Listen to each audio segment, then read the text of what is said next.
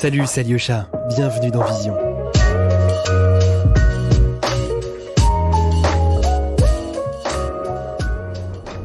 Vous pouvez désormais nous soutenir sur Patreon et nous aider à sortir plus de podcasts tous les mois. Merci à nos premiers contributeurs, Isabelle, Shoshana, Alexis, Lina et Grégoire. Bonne écoute.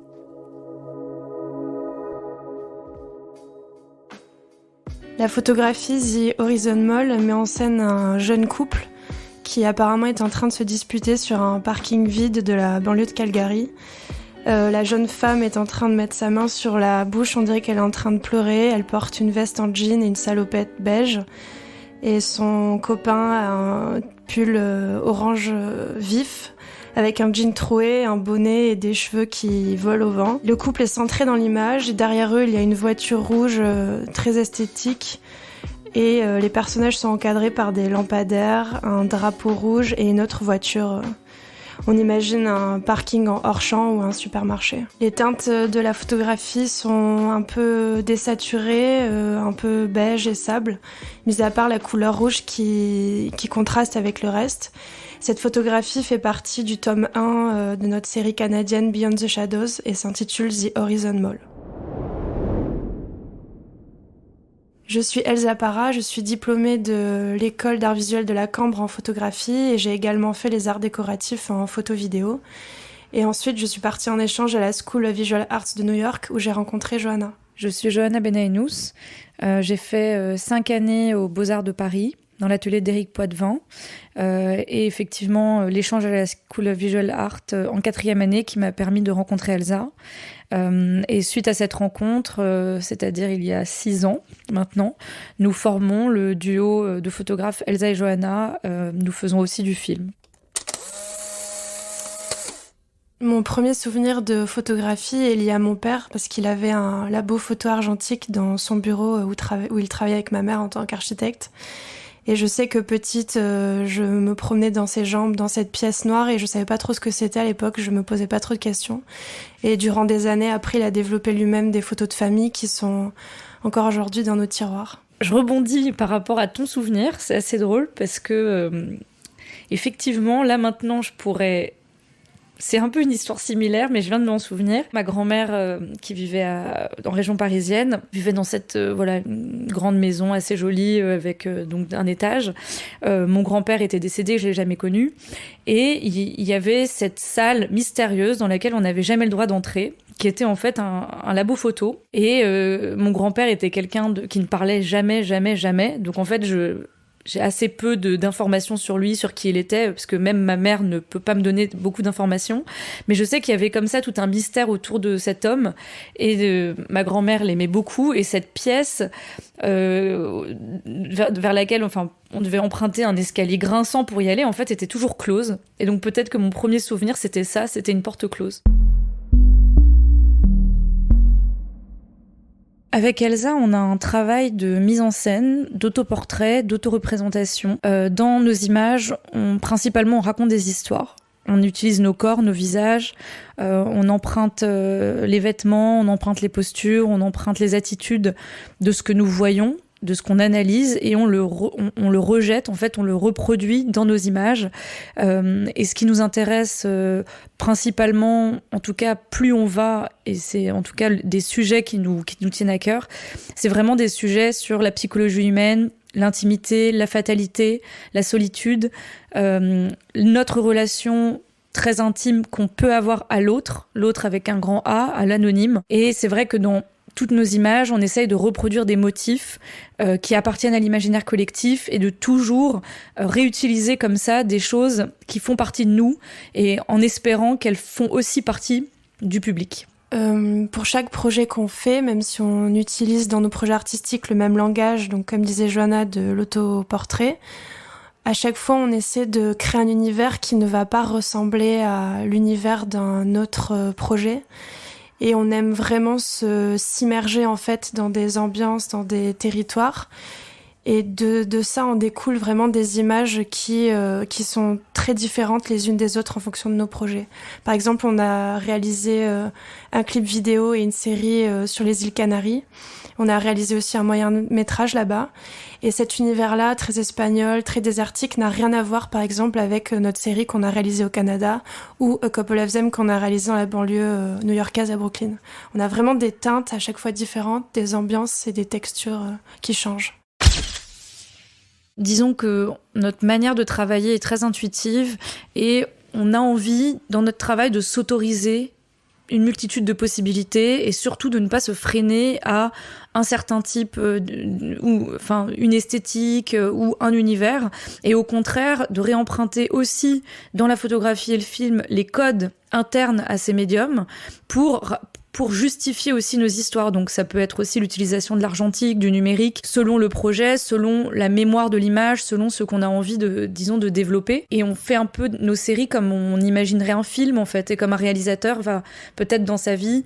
Oui, il va y avoir un fil conducteur entre tous ces films, mais il peut s'autoriser à faire une comédie romantique et la fois d'après un film d'horreur. Et en même temps, c'est ça aussi qui est intéressant, c'est qu'on se renouvelle et on se sent pas coincé dans notre pratique. Quand on réalise nos mises en scène, en tout cas quand on joue des personnages et quand on se prend en photo nous-mêmes, il y a un vrai jeu théâtral qui s'instaure et on doit prendre beaucoup de photographies. Mais au final, la photo qu'on va choisir, c'est celle qui aura cette infime tension, ce détail ou cette subtilité qui va nous émouvoir. Et c'est très subtil. Et je crois que c'est ce qu'on recherche pour chaque photographie, même quand il s'agit de nature morte d'ailleurs, parce qu'il peut y avoir du vent, il peut y avoir une lumière qui va changer, qui va donner une intensité à la photo. Et je crois qu'on est très à cheval sur ce petit moment qui fait que tout bascule. C'est le punctum, justement. Ouais, de Barthes, ouais. Un peu.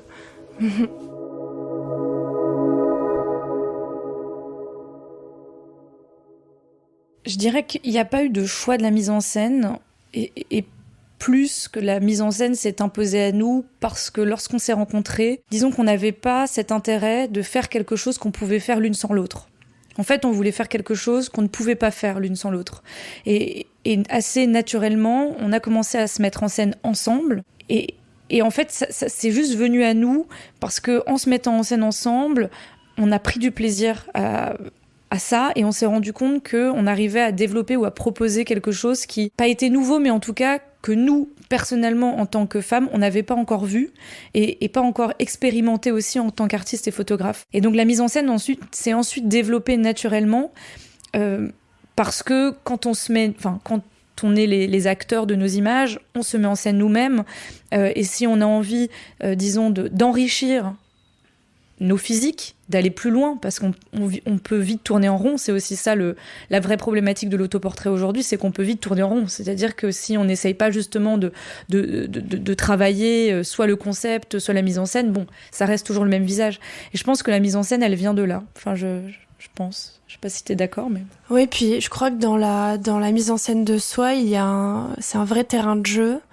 Que toutes les deux, quand on s'est rencontrées, on adorait observer les gens dans la rue. Et on s'est dit, et si ça pouvait être nous? En fait, il y avait un espèce de désir comme ça, comme un petit peu voyeur, de se réapproprier certains codes ou de se réapproprier certains gestes qui, pour nous, sont l'ouverture vers un imaginaire qui est très fort et qui est infini.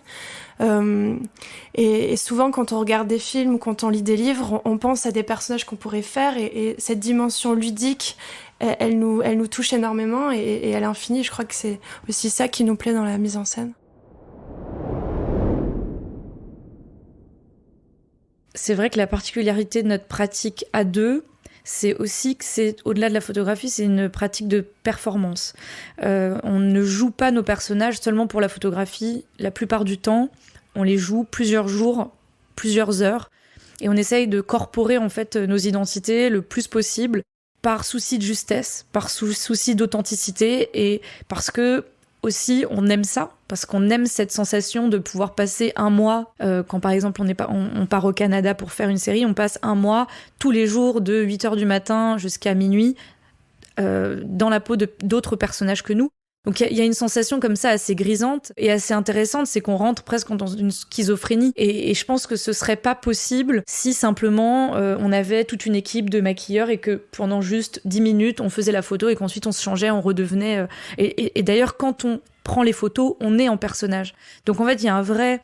jeu de théâtre qui se crée aussi en tant que photographe. Tous ces personnages qu'on crée, on les oublie pas, ils font vraiment partie de notre mémoire et ce sont des possibles de nous-mêmes quelque part. Donc moi personnellement, oui, j'ai des personnages qui sont devenus des bagages, des amis, enfin une version de moi-même qui m'amuse, qui me fait sourire, qui me touche ou que j'aime pas. Parce qu'on aime tous les personnages qu'on fait, mais c'est aussi des versions de nous-mêmes qu'on aime moins, qui sont moins en accord avec qui on est profondément. Mais ça offre une richesse aussi intérieure parce que on sait que tout est possible. En tout cas, moi, personnellement, je le ressens comme ça. Je sais que je peux être Enfin, tout un chacun, je peux être qui je veux. Et donc, oui, on se sent proche des personnages qu'on joue, je crois. Il y a un personnage que j'aime beaucoup, c'est un personnage que entre nous, on appelle Tai, qui est un petit garçon, un petit mec, un adolescent, assez... un peu rebelle, un peu assez arrogant, un peu agaçant, un peu le genre de mec, mais quand même attachant. Et je sais, voilà, c'est un personnage qui, je pense, me rappelle mon petit frère aussi. Voilà, qui m'a touchée et que oui, j'aime bien parfois. Voilà, je me regarde dans le miroir et en un petit regard, je le retrouve et j'aime bien, ça m'amuse. Quand on joue des personnages, parfois on s'inspire inconsciemment ou pas de membres de notre famille ou d'amis qu'on avait quand on était enfant ou adolescente. Et quand on a donc tourné notre moyen-métrage Tres Estrellas sur l'île de Fuerteventura, on jouait toutes les deux personnages, une jeune femme et un jeune homme. Et moi, je jouais donc une jeune femme qui s'appelle Rosanna. Et pour l'incarner, je me suis vraiment imprégnée de mon histoire familiale, de ma mère et de sa sœur, donc de ma tante, de leur relation et de comment ma tante est vouée à la religion, parce que c'est une femme qui est très pieuse et qui a une forte spiritualité.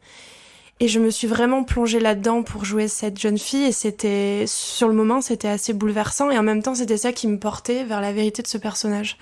Et ça n'arrive pas tout le temps, mais voilà, parfois on puise comme ça dans nos histoires familiales. Vous écoutez Vision, podcast de la photographie contemporaine. On est toutes les deux très attachées au travail de Diane Arbus, que Johanna connaissait moi aussi avant qu'on se rencontre, pour plein de raisons, notamment pour cet amour pour la marginalité et pour l'observation de l'anonyme des autres. Après, on a beaucoup de références en fait qui changent en fonction de nos projets, en fonction de nos voyages. Et on communique beaucoup dessus, donc ça nous arrive de nous plonger dans une série télévisée très populaire qui va nous plonger dans un univers qu'on ne connaissait pas, ou au contraire écouter une radio locale. Après, on a des photographes quand même qu'on suit pas mal. Quand on était aux États-Unis aussi, on a découvert le travail de Bruce Wrighton, qui était un portraitiste mort dans les années 80, qui est pas du tout connu, qui faisait des magnifiques portraits à la chambre. Enfin voilà, il y a des univers comme ça qui nous touchent plus que d'autres, mais on est très ouverte à plein de références qui sont assez versatiles. On peut en citer quelques-unes peut-être. Ça va de David Hockney en peinture, à Lorca di Corsia, Jeff Wall, Rineke Dijkstra, François Allard. Disons qu'on adore aussi William Eggleston. On adore la photographie américaine. On adore la couleur. On adore la couleur, la lumière, tout ce travail en fait de texture qui peut aussi y avoir dans le travail de Martin Parr. On s'est vraiment retrouvé là-dessus. Voilà, je dirais. Mais ouais, il y a tout un tas de références. Oui, après, dans le cinéma, on est très touché aussi par le travail d'Almodovar pour son panel de personnages féminins. Enfin, on aime bien aller chercher comme ça des références précises chez des réalisateurs aussi.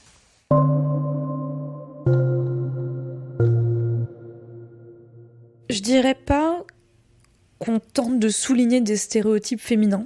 On souligne des stéréotypes, mais ce qu'on essaye de souligner surtout, c'est la sensibilité humaine, la fragilité et l'humanité.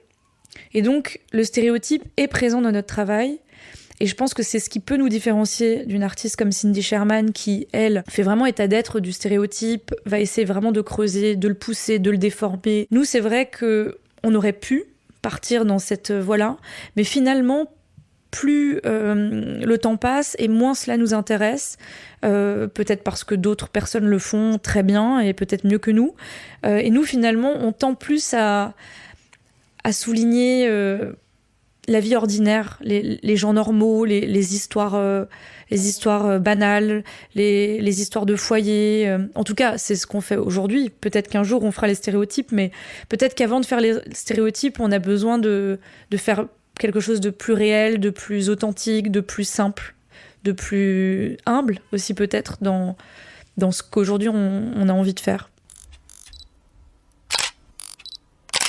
Quand on s'immerge pour un projet donc artistique toutes les deux, notre première phase de travail en général c'est du repérage à distance des lieux où on va être pour se faire une idée de dans quel endroit on va atterrir.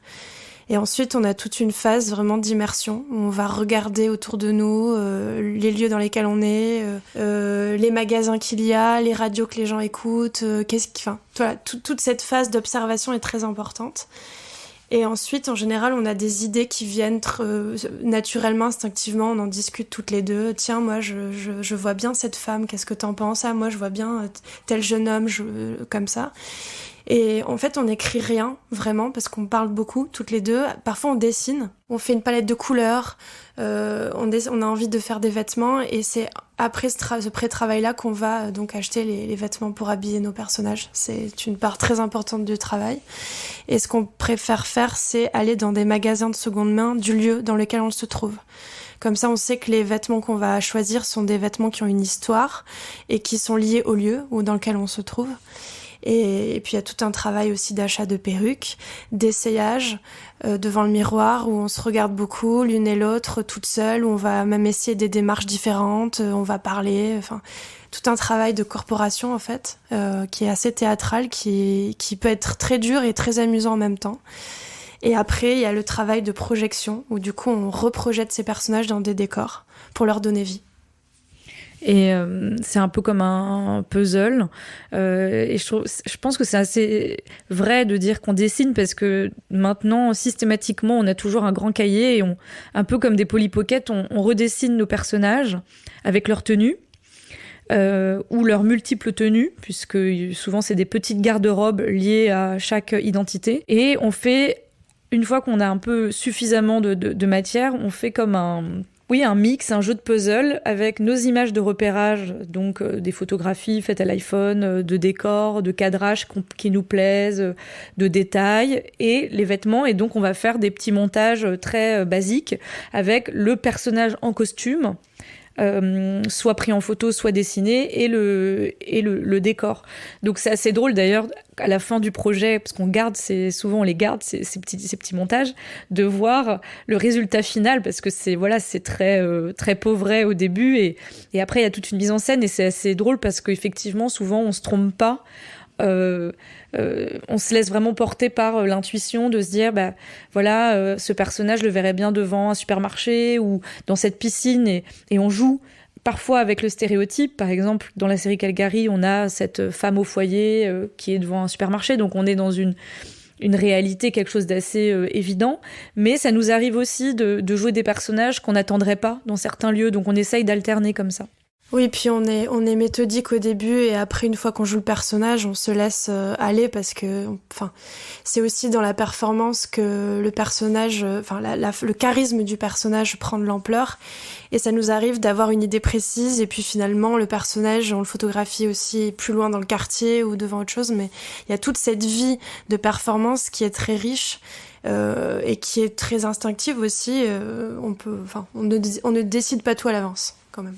Jusqu'à présent, on a toujours ou presque toujours travaillé en autonomie, pour plein de raisons. Donc on a un trépied avec une télécommande, et on crée donc le cadre avec une personne à l'intérieur, enfin l'une de nous deux à l'intérieur du cadre, et l'une de nous deux, donc l'autre, derrière l'appareil photo. Donc il faut imaginer, c'est un peu imaginer la composition en s'intégrant ensuite dedans. Donc il faut avoir un peu cette habitude de toujours penser à comment on va intégrer l'image. Donc voilà, c'est toute une histoire de ce type. Et ensuite, on joue devant l'appareil photo en déclenchant avec cette télécommande souvent à 2 secondes. Enfin, on a 2 secondes de de laps de temps entre le moment où on clique et le moment où la photo est prise, ce qui nous permet d'être quand même assez fluide dans notre mise en scène, de ne pas avoir à attendre 10 secondes constamment, parce qu'on ne s'en sortirait pas. Et sinon, pour tous les autres portraits où on est séparés, c'est ou Elsa ou moi qui prenons la photo, ce qui est assez rafraîchissant d'ailleurs, parce qu'on arrive comme ça à voir aussi nos moments ensemble, et nos moments aussi en tant que photographe, plus individuel, de vraiment se projeter sur le personnage, etc. Mais on se fait tellement confiance que souvent, on sait ce que l'autre voit quand on est en train de poser. En fait, on arrive à être connecté là-dessus.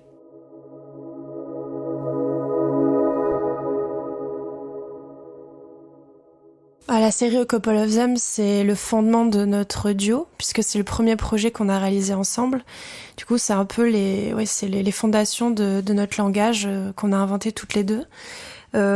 C'était un projet de longue haleine aussi, on l'a réalisé sur 2 ans, avec une partie photo et une partie vidéo. Et on a incarné beaucoup de personnages, concentrés sur un quartier de Brooklyn à New York et dans des endroits différents de la France. Et ce projet, il nous a permis de nous poser des questions artistiques. Il nous a permis aussi de proposer, de faire une expérience toute seule et en tant que duo, mais aussi de proposer une expérience à un public. Parce que pour nous, ce projet a son importance aussi dans la confrontation du spectateur à son propre système de projection et à sa propre mémoire, puisque à travers A Couple of Them, on propose plus de 88 portraits. Et quand on l'expose, on essaie à chaque fois d'avoir un accrochage assez massif, où on est comme ça face à plusieurs visages qui, d'un premier abord, semblent tous différents. Puis en fait, on se rend compte que c'est les mêmes personnes qui sont grimées de manière différente. Et on a remarqué, en discutant avec le public, que ça arrive que quelqu'un se projette sur le visage d'un de nos personnages, et même en lui racontant l'histoire qu'il y a derrière, va continuer à croire à son propre souvenir. Et c'est ça qu'on essaie de déclencher avec ce projet. C'est lié donc à la mémoire, à l'imaginaire collectif et à comment on peut se laisser attraper par nos propres jugements aussi. Lorsque on réfléchissait à notre prochain projet, donc en 2018, voilà, ça faisait déjà 2 ans qu'on avait d'une part cette envie de faire une série plus cinématographique qui ferait un pont avec notre approche du film. Dans cette esthétique cinématographique, on s'est posé la question dans quel pays, étant donné que nous on travaille vraiment avec le territoire, donc c'est vraiment quel pays, et du pays découlera la couleur, découlera l'esthétique. C'est vrai que comme le disait Elsa, on a entre A Couple of Them et aujourd'hui, on a beaucoup travaillé en Espagne. Donc on a été vraiment dans des typologies de personnages plus chauds, du sud, avec effectivement un univers désertique, plus pauvre aussi en termes d'architecture, de vêtements, etc. Et donc on avait envie de retourner dans une esthétique plus Amérique du Nord. Mais dans ce souci de découvrir toujours un nouveau pays, ou en tout cas de se laisser surprendre en fait par l'endroit où on va, on s'était dit que retourner aux États-Unis, c'était pas l'idéal. Et donc on s'est dit que le Canada c'était intéressant parce que à la fois pour toute l'identité cinématographique de séries qu'il y a autour du Canada, parce qu'il y a énormément de films et oui, je parle de séries parce que c'est vrai, même des séries qu'on regardait quand on était jeune qui se passent au Canada, dans les écoles, dans les universités, dans les lycées, il y a comme ça un imaginaire très fort. On a un peu choisi cette destination comme ça au feeling. Et la ville de Calgary nous a intéressés effectivement parce que c'est une ville qui a la particularité d'être très jeune. Jusque dans les années 70, en fait, c'était encore une cité de cow-boys. Et après, il y a eu l'arrivée de l'or noir. Enfin bon, bref, il y a toute une histoire. Mais en fait, il y a eu une croissance économique explosive dans cette ville qui fait que on a des contrastes en fait en termes en termes esthétiques du territoire et d'architecture. C'est qu'on a un hypercentre hyper moderne qui ressemblerait presque un peu à New York, avec des tours, des malls, quelque chose de très froid, très citadin. Et très vite, il y a toute une ambiance pavillonnaire avec des petites maisons, des petits jardins, des quartiers vraiment où les gens vivent en fait, puisque les gens vivent beaucoup à l'intérieur des maisons là-bas. Et ensuite, parce que c'est une des villes les plus vastes du Canada, Calgary. Et ensuite, donc c'est une ville pyramidale avec donc le centre qui est très très haut. Et en fait, ça descend progressivement jusqu'à arriver dans un désert presque, une campagne magnifique proche des Rocheuses. Où là, on est vraiment dans la nature. Sauvage. Il y a des ranchs, il y a des réserves d'Indiens. Et donc, il y avait cette dimension très contrastée. Et nous, on a pensé en termes d'image, on s'est dit, OK, ça veut dire qu'en étant dans cette ville, on va pouvoir à la fois avoir des univers très citadins et en même temps être très vite dans la nature et raconter d'autres histoires. Et je pense que c'est la raison principale de notre choix. Mais c'était très intuitif, encore une fois. On s'est dit, bon, on n'ira peut-être jamais à Calgary, allons-y. Vous écoutez Vision. Suivez-nous sur Instagram pour plus de news et de photos. Pour raconter une petite anecdote, quand on jouait les personnages de la photographie Chinook Street, qui donc met en scène 2 jeunes hommes errant dans la rue au coucher de soleil canadien, on était donc habillés de cette manière-là pour aller en fait acheter des accessoires pour nos mises en scène, notamment des cigarettes et des bières.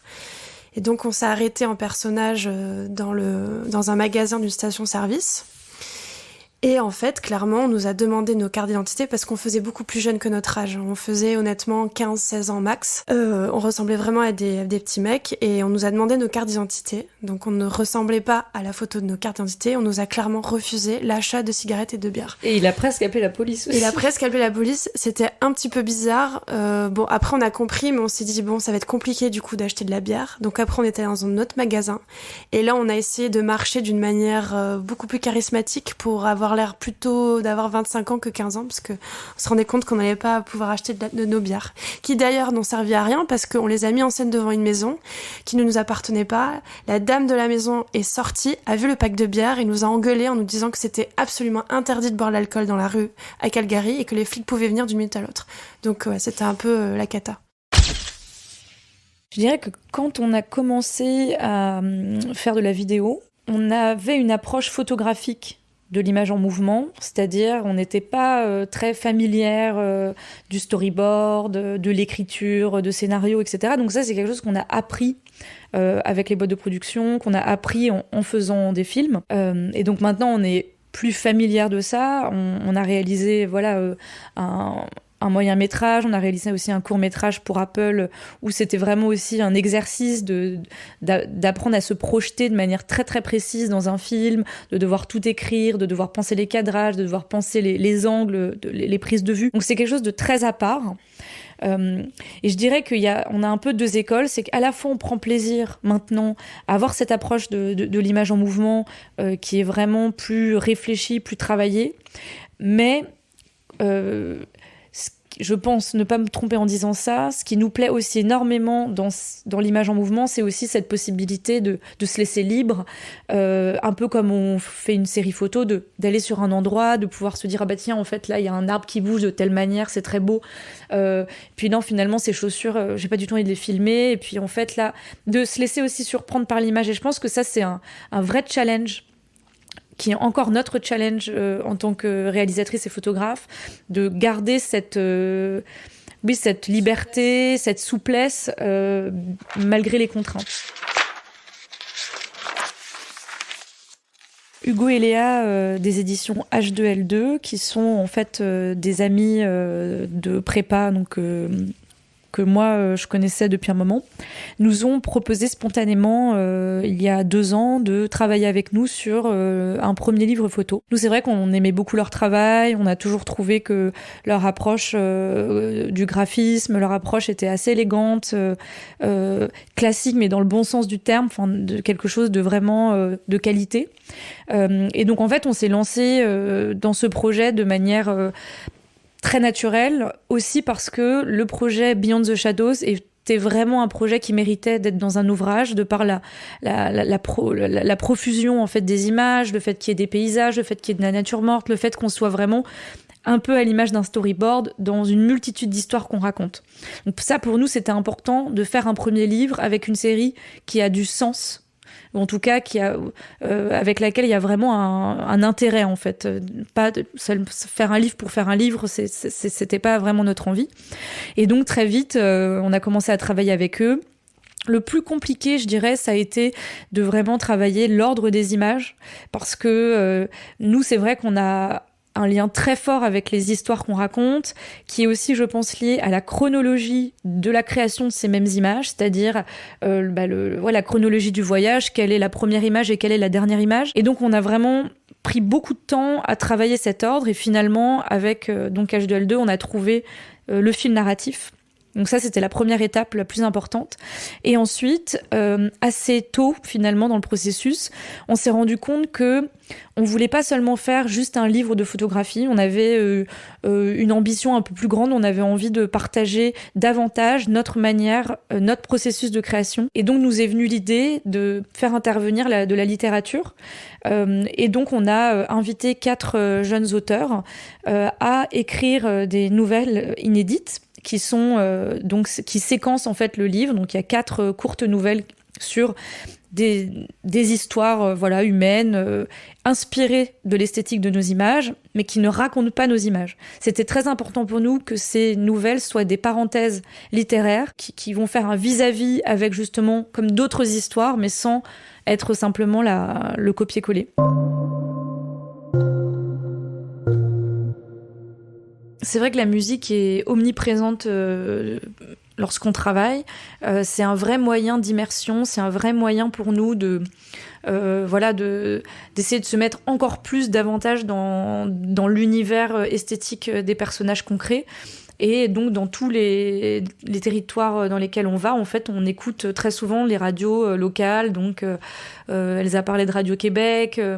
Quand on était en Espagne, c'était une radio géniale qui s'appelle Kiss FM, une radio de Lanzarote, où vraiment, on va aussi essayer de chercher dans la musique des textures, des voix, des styles, des époques qui vont nous inspirer. Et quand on était à New York, on écoutait des radios de reggaeton, par exemple, selon les personnages, où on avait fait tout un travail à Berlin, où on était allé dans une boîte de nuit. Et c'était une soirée gothique, et c'était incroyable, parce que c'était une sorte d'électro-gothique, de new wave, et ça on en parle encore. Et donc je dirais que à chaque couleur, à chaque personnage, il y a aussi quand même une musique, et très souvent on se le dit, on se dit mais quel style de musique elle ou il écouterait, peut-être qu'elle en écoute pas, ou voilà, enfin. Et donc encore une fois, on est toujours sans jugement, et on essaye vraiment d'essayer de trouver l'intérêt dans tout type de son. Par rapport au futur de la photographie, moi je suis assez optimiste parce que je pense qu'on vit dans un monde d'images et qu'on aura toujours besoin d'images pour rêver, pour se rappeler des beaux souvenirs. Et personnellement, pendant le confinement, les 2 confinements qui ont rythmé notre année 2020, j'ai passé beaucoup de temps à me replonger dans des photographies de famille qui datent des années 40, des années 50, et ça m'a fait voyager. C'était vraiment une expérience très forte, et je suis persuadée que l'être humain a besoin de l'image, de sa propre image, pour grandir et pour évoluer, pour de comprendre d'où il vient. Et par rapport à ça, je me fais pas trop de soucis, même si la forme de la photographie peut changer et est de plus en plus vaste et de plus en plus accessible. Mais moi, je suis très attachée à la photographie familiale, et je suis sûre qu'elle a un avenir. Je pense pas que l'argentique va disparaître. Je pense que la photographie, oui, telle qu'on l'a connue, est en train de se modifier. Aussi dans l'art contemporain, en termes d'exposition, nous-mêmes en tant que photographes, on essaye d'expérimenter de nouveaux types d'accrochages, une nouvelle manière de montrer la photographie, parce que la photographie n'est pas qu'une image glacée. La photographie, c'est aussi... La photographie en elle-même appartient à l'imaginaire collectif, donc on peut reproduire dans un espace une photographie en utilisant des meubles, en utilisant de la décoration, en utilisant de la musique, Je pense que la photographie en soi, en tant qu'image 2D, se transforme en un médium 5D. Et je pense qu'il y a un grand intérêt à développer ça aussi. Et en tout cas, c'est ce que nous, on essaye de faire en tant qu'artistes. On prend plaisir à faire ça, ça nous ressemble. Mais oui, il ne faut pas avoir peur de l'évolution. De toute façon, le courant, on est dedans. Donc, il faut y aller. Il faut s'adapter.